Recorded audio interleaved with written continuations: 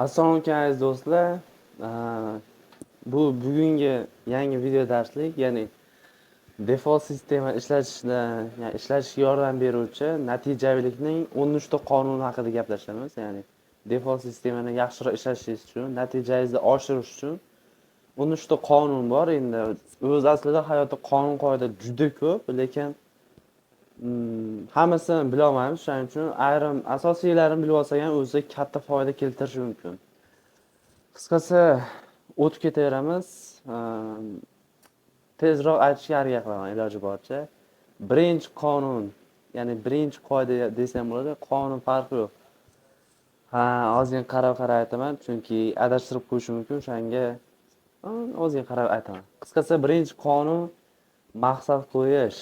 Ya'ni nima ish qilishingizdan qat'iy nazar birinchi o'rinda maqsad qo'yishingiz shart. Sababi maqsad qo'ymasangiz siz hech qanday natijaga erisha olmaysiz. Chunki maqsadsiz harakatga chiqsangiz, ya'ni harakatni boshlasangiz, siz yarim yo'lda adashib qolasiz. Maqsad bu asos. Misol keltiraman, masalan, kimdir mana sport bilan shug'ullanmoqchi, ozmoqchi yoki qanaqadir mushaklarni chiqarmoqchi. U fitness klubiga boradi, trener bilan shug'ullanadi. Va 2 oy, 3 oydan keyin qarasa natijaga erishadi.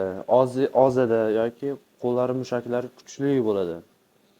Lekin ya'ni bitta holat bor. Masalan, qurilish ishlaydigan usta. U yillar davomida ishlaydi, lekin hech qanday press ham bo'lmaydi, mushaklari ham katta bo'lmaydi. Qandoq bo'lsa o'shanda yuraveradi. Lekin shug'ullangan fitness klubiga chiqqan odam esa 2 oy, 3 oyda natija olyapti. Nimaga deyilganda, bu yerda maqsad masalasi. Chunki ikkita odam maqsadi har xil.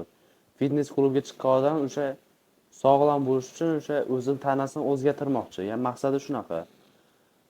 Qurilishda ishlaydigan ustaning maqsadi esa u mushaklarni kuchaytirish emas. Shunchaki pul topish yoki qurilish bilan shug'ullanish, ya'ni uy qurish uni maqsadi. Tushunamsizlarmi? Maqsad har xil bo'lgani uchun natija ham har xil bo'ladi. Shuning uchun birinchi o'rinda siz maqsadingizni aniqlashtirib olganingiz ma'qulroq. Qisqasi, mendan yaxshi bilasizlar, ya'ni maqsad qo'yish kerakligini, u zarurligini yaxshi bilasizlar. Lekin shu tomoni bor, maqsad qo'ygandan uni amalga oshirish kerak. Ya'ni quruq maqsad qo'ygan bilan ish bitmaydi. Qisqasi nima demoqchim shuni deydi. Tak. Hozir ikkinchi qoida nima uchun deyishingiz kerak. Ya'ni ikkinchi qoida o'zingiz nima uchun degan savol qo'yishingiz kerak. Masalan, maqsadingiz, ya'ni maqsad qo'ydingiz, masalan, til o'rganmoqchiman. Nima uchun men til o'rganishim kerak? O'zi til o'rganishim menga nimaga kerak? Va men nimada ishlataman buni? Qisqasi, nima uchun degan savol berishingiz kerak. Nimaga deyilganda, agar siz maqsadingizni nima uchun kerakligi, sababini bilmasangiz, unda hech qanday natija bo'lmaydi. Ya'ni maqsad qo'ydingiz, lekin nimaga kerakligi, sizga qanday foydasi tegishini bilmasangiz, bo'lmaydi baribir. Chunki maqsadi sababi bo'lishi kerak amalga oshirishi. Nima uchun u maqsadi sizga kerak? Agar nima uchun degan savolga javob topmasangiz, unda vaqtingizni behuda sarflaysiz. Tak. Ba'zi odamlar bor, endi she'r qo'shimcha aytib ketaman. Maksimalistlar degan odamlar bor. Nima degani? Masalan, 10 ta til o'rganmoqchiman yoki hamma kitoblarni o'qib yoddan bilmoqchiman. Ya'ni hammasini qilmoqchiman deyshadi. Bu noto'g'ri. Sabab chunki biz supermen emasmiz, oddiy odammiz.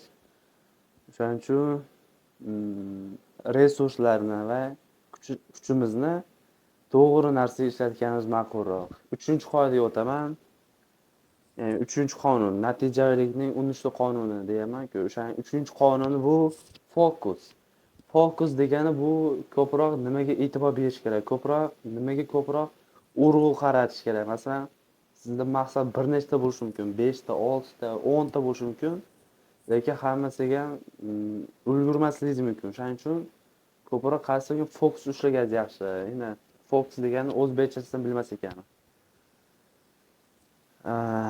Masalan, bitta maqsad qo'ydingizmi, unga fokus qarashingiz shart. Sababi bitta maqsad amalga oshirish uchun yillar ketishi mumkin, 5-6 yil ketishi mumkin. O'sha 5-6 yil oralig'ida siz maqsadingizni xayolingizda ushlab turishingiz kerak. Ya'ni xayolingizda olib yurishingiz kerak, o'sha maqsadingizga ko'tarib yurishingiz kerak. Fokus qarash kerak. Qisqasi maqsadi ko'proq e'tibor bermasangiz, esingizda chiqarib qo'yasiz, unutib qo'yasiz. Yani fokus masalasi. Menimcha shundaylar. 4-qoida usullarni o'zgartirish. Nima degani bu? Masalan, maqsadingiz yo'li maqsad qildingiz va maqsad erishish yo'lida qanaqadir usuldan foydalanyapsiz. Agar o'sha usul sizni maqsadingizga yetaklamasa, ya'ni maqsadingiz tomon olib bormasa, demak usulingizni o'zgartirishingiz kerak. Ya'ni ish bermaydimi? Boshqa usullarni qo'llab ko'ring, ish beradigan usullarni. Ya'ni bitta usul bilan yuravermang demoqchiman. Ya'ni shuni demoqchi o'zi. Usullarni o'zgartirish deganda bitta usul bilan maqsadga erishib bo'lmaydi. Shuning uchun usullarni o'zgartirib tur, vaziyatga qarab mosla deyapti. Shu usulni o'zgartirib turinglar, ya'ni bitta usul bilan yopishib olmaylar. 5-si maqsad uchun harakatlar kuni qilib qo'yinglar. Yani maqsad uchun harakatlar kuni degani bir haftada bir marta bo'lsa ham maqsadingiz uchun harakat qiling. Masalan, kino ko'rgingiz kelyapti, kinoteatrga kiryapsiz. Shu yerda to'xtang. O'zi shu hozir qilayotgan ishim mening maqsadimga taalluqli joyda bormi degan savol bering. Agar maqsadingizga hech qanday aloqasi bo'lmasa, unda sekingina voz kechganingiz ma'qul. Chunki maqsadga erishish uchun maqsadga taalluqli ishlarni qilish kerak. Agar siz kerak emas ishlarni ko'p qilsangiz, maqsadga erishish juda qiyin.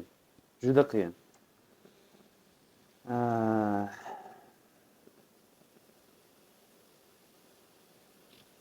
Ya'ni o'sha maqsad uchun harakat qiling. O'sha kuni, masalan, bir haftada bir marta qilsangiz ham yetadi. 2 haftada bir marta qilsangiz ham bo'ladi. Endi holatingizdan kelib chiqib qilasiz. O'sha kuni maqsadlaringizni ko'rib chiqasiz. Ya'ni harakatlar nima qilish kerak, nimalar qilmaslik kerak. Yani qaysi ishlar qolib ketyapti, qaysi ishlar bo'lyapti. Hammasini analiz qilinadi qisqasi. 6-si bor strategiya kuni. Strategiya kuni o'sha maqsad uchun harakatlar kuniga o'xshagan narsa, lekin sal farqi bor.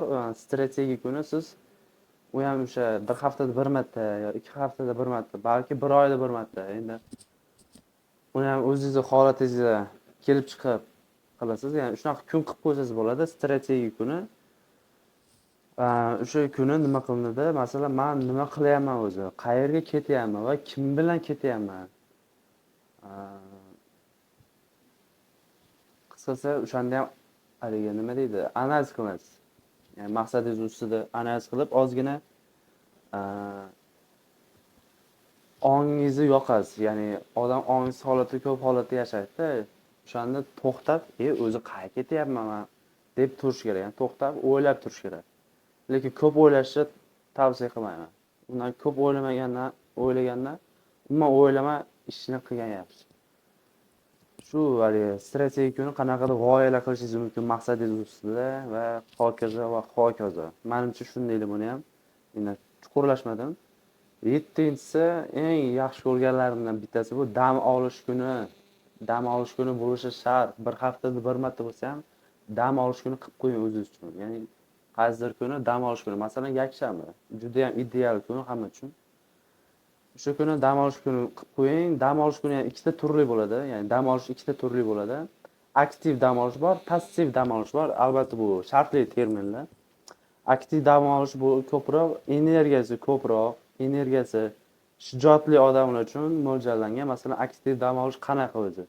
Aktiv dam olish sport bilan shug'ullanish, qanaqadir harakatga, jismoniy harakatga taalluqli bo'lgan dam olishlar turiga kiradi. O'sha sport bilan shug'ullanish, qaysidir sport turi, masalan, suzish, yugurish, yana futbol o'ynash, voleybol, basketbol, tennis bo'lishi mumkin, shaxmat ham kerak ekan. Shaxmat shashkila. Bu aktiv dam olish. Agar siz energiyangiz unchalik kuchli bo'lmasa, energiyasi sal pastroq bo'lsa, aktiv dam olish sizga bu to'g'ri kelmasligi mumkin. Chunki aktiv dam olishda sport bilan shug'ullanganingizda tanangiz og'riydi. Bu tabiiy holat. Tanangiz og'rigandan keyin siz ishingizga qaytganda, ya'ni dam olib bo'lib, ishingizga qaytganda qiynalasiz. Chunki energiyangiz tanqisligiga uchrab, qiynalasiz to'g'risi. Chunki tanangiz og'rib turibdi. U og'riqligiga bardosh berib ko'tara olsangiz shug'ullanishingiz kerak. Ko'tara olmasangiz, unda passiv dam olish bor. Bu yotib dam olish, ya'ni uxlash, kino ko'rish. Qaysidir masalan, men telefonda YouTube'dan foydaliman yoki oddiy video ko'rish. Xohlagan u passiv dam olish, u harakatsiz dam olish. Ya'ni o'sha aytayman, dam olish deganda yotib olib uxlash ham o'sha ham dam olish. Yoki tabiatda sayr qilish. Kitob o'qish, kimdirlar kitob o'qib dam olishi mumkin. Bu passiv dam olish, ya'ni shundaylar. Qisqasi, dam olish o'sha 7-qoida dam olish edi. Ya'ni 7-qoida dam olish kuni qilib qo'yildi. 8-inchisi natijani qayta takrorlash. Bu nima degani? Masalan, umringizda bir marta bo'lsa ham qanaqadir zo'r natija qilgan bo'lishingiz mumkin. Masalan, umringizda bir marta bo'lsa ham $10,000 topgan bo'lishingiz mumkin. Bu yerda nima deyiladi? O'sha natijani yana qayta takrorlab tur deyapti. Sababi siz samaradorlikni oshirish xohlasangiz, ya'ni doimiy samaradorlikka erishish xohlasangiz, demak natijangizni qayta takrorlab turishingiz kerak. Ya'ni $10,000 oldin topganmisiz, yana topishga harakat qiling.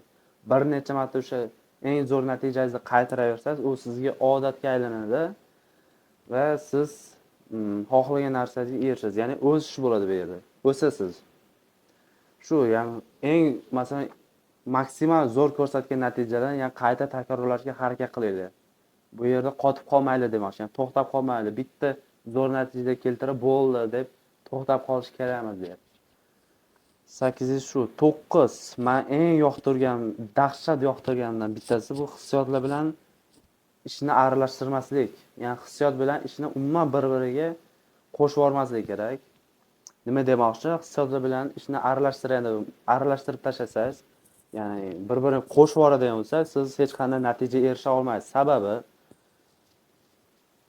hissiyot bilan ishlar bir-biriga to'g'ri kelmaydi. Bir-birini inkor qiladigan joyda juda ko'p. Masalan, dars qilmoqchisiz yoki nimada ishlamoqchisiz, sizda motivatsiya yo'q, keyin YouTube'dan mazali motivatsiya roligini ko'rib oldingiz, dopamin uchadi, keyin dars qilasiz. Keyin ertasi yana motivatsiya ko'rasiz, yana dars qilasiz. Keyin vaqt o'tib motivatsiyasiz dars qila olmay qolasiz. Ya'ni motivatsiyaga o'tirib qolasiz. Qisqacha qilib aytganda, narkomaniya bo'ladi, narkomaniya. Ya'ni siz motivatsiya o'tirib qolasiz, motivasiyasiz dars qilolmaysiz. Dars qilishdan oldin bitta motivatsiya ko'rmasam bo'lmaydi, yo'qotib dars qilmayman deb qolasiz. Bu o'sha ish bilan hissiyotni aralashtirib qo'ygansiz. Ya'ni siz faqat motivatsiya bo'lganda ishlagingiz uchun endi motivatsiya kelishini kutib qolasiz. Kutib o'tirasiz, qachon motivatsiya kelarkan menga deb. Shuning uchun umuman hissiyotni aralashtirmaslik kerak. Motivatsiya bo'ladimi, bo'lmaydimi ishlayverish kerak. Ya'ni yoqish shart emas, mazali bo'lish shart emas. O'zi intizom degani o'zi shunaqalik.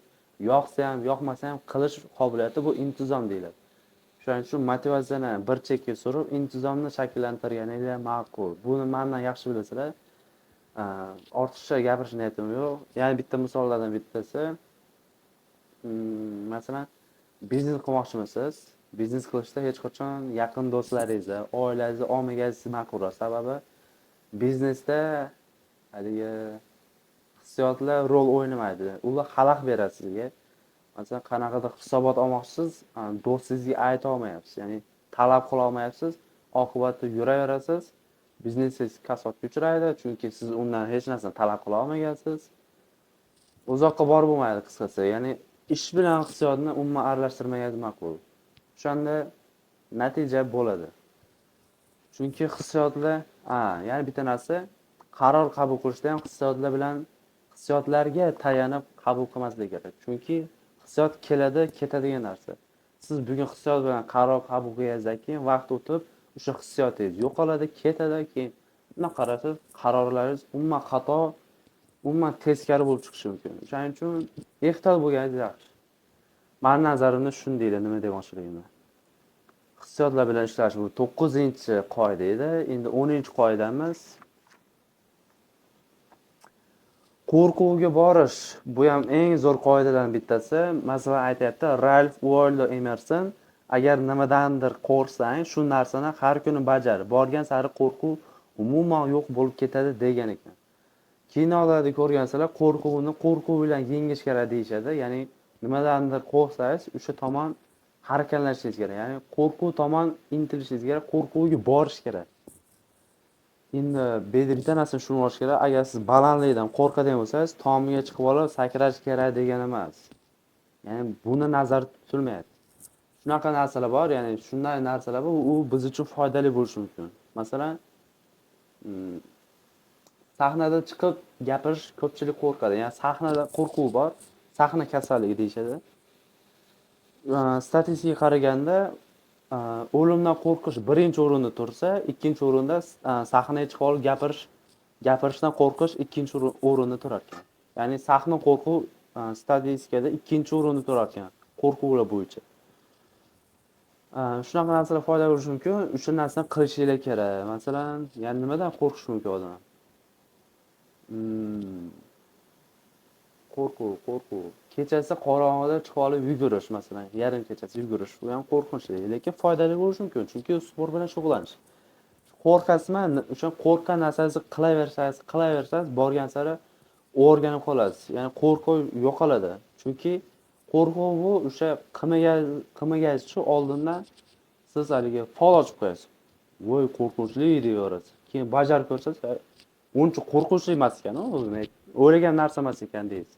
Shuning uchun bajaraversangiz, qo'rquvga qaramasdan shunchaki bajaradigan bo'lsangiz, qo'rquv o'z-o'zidan bitta chiqib ketadi. Men nazarimda shunday, ya'ni qo'rquvni qo'rquv bilan yengish kerak. Ya'ni agar qo'rquvdan yengolmasangiz, u sizni yengib qo'yadi-da, oqibatda foydali ishlarni qila olmay qolasiz. Shuning uchun baribir qachondir qo'rquvni yengishga to'g'ri keladi. 11-qoida, atrofni o'zgartiramiz. Nima degani bu? Atrofni o'zgartiramiz degani.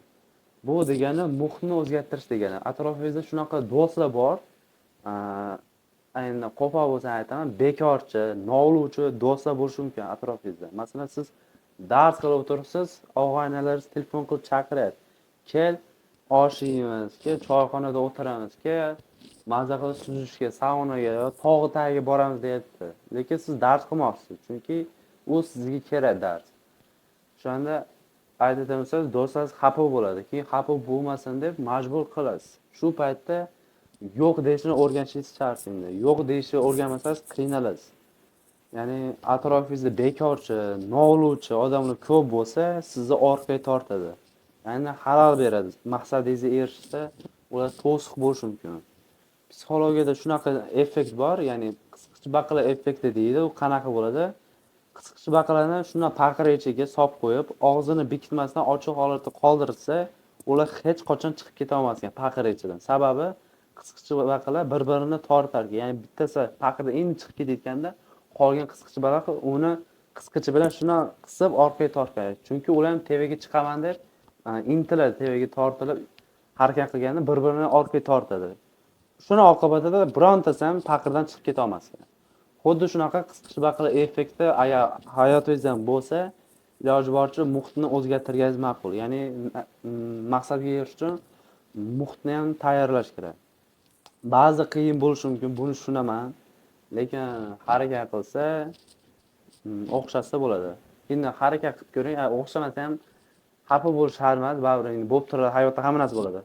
Meni nazarim muhitda ham shundaylar. Ya'ni atrofda sizga xalal beruvchi ortiqcha narsalarni chopishni o'rganing, yo'q deyishni o'rganing. Shu ikkita masalani bilsangiz, o'zi yetib ortadi. 12-si yangiliklar. Yangiliklar nima degani? Ya'ni 12-qonun qoida aytayapti, yangiliklar. Bu degani hayotingizda qanaqadir yangi narsalar olib kiring. Har kuni o'qimagan kitobingizni o'qing, yangi narsalar o'rganing. Masalan, har kuni ishga bitta yo'lda boradigan bo'lsangiz, boshqacha yo'lda borib ko'ring. Ya'ni har xil yo'llardan borib ko'ring. U siz uchun miyangizga qanaqadir yangilik bo'ladi. Ya'ni miyangiz aktivroq ishlashga sabab bo'ladi. Faollashib ishlashiga sabab bo'ladi. Yangi narsani kiriting hayotingizga. Qilmagan ishingizni qilib ko'ring, sinab ko'rmoqchi bo'lgan narsangizni sinab ko'ring. O'xshab qolsa olmadingiz. Ya'ni yangi narsalar kiritib ko'ring. Ya'ni bir xil yashayvermang demoqchi. Ya'ni bir xil hayot tarzini kechirib, avtomatik tarzda yashama deydi. Ya'ni avtomat tarzda degani har kun bir xil yashash deydi. Ba'zida ongli ravishda ongni yoqib turing. deyilyapti. Ongni yoqib, ongli ravishda e, qandaydir harakatni amalga oshiring deyilyapti. 12-si, ya'ni yangiliklarni shuni deylar menimcha. Endi eng oxirgisi 13-qoidani aytaman. Uni aytishdan oldin sizlarni tabriklayman. Chunki sizlar to'g'ri yo'ldasizlar. Sababini aytaman. Nimaga unday deyishimni.